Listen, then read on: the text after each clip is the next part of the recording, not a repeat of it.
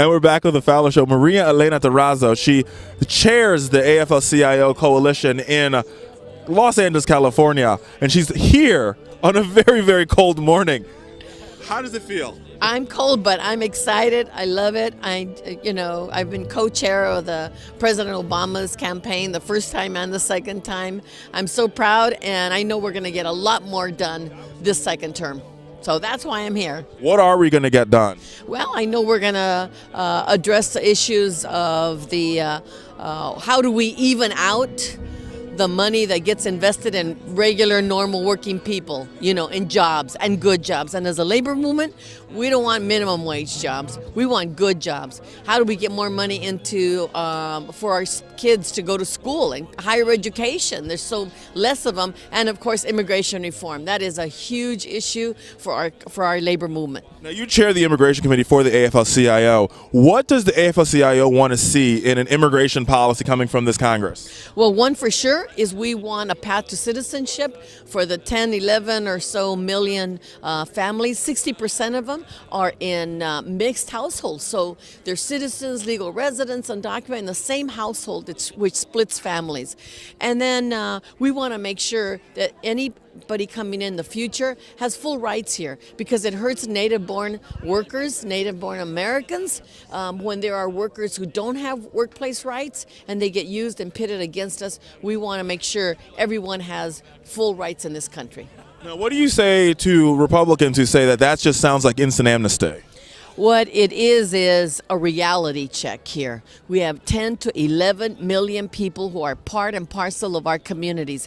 They're part of our churches and synagogues. They work next to everybody and part of where everybody else works. Their kids go to our schools. They're part and parcel of our society and our community. Why would we have them be invisible when it comes to rights? Let's treat them the way they should be treated. We don't want them to be invisible. And beyond that, I think that the big problem that the president's going to have clearing immigration through is the fact that he has to deal with John Boehner and the Republican caucus.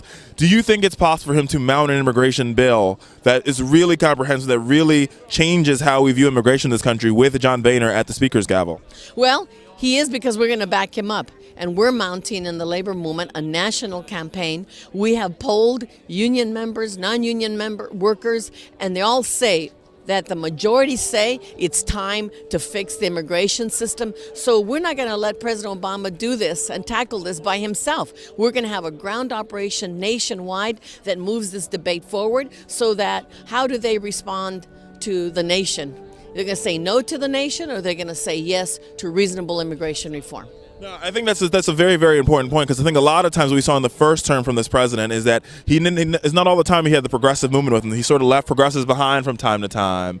And do you think that's going to change in this term? Well, we know that, like you said, in order to deal with a Republican-controlled House, we have to do a better job on the ground. We can't let him, he's our leader, he's got to lead the debate, he's got to be clear about it, but we have to have a movement on the ground and not just one or the other. So we should address immigration, and enough Republicans have taken notice to the fact that new Americans went to the polls, Latinos, African Americans, Asians went to the polls, and we're part of the victory. And so either Republicans get on board and do something about it, or they're going to become less and less relevant every day.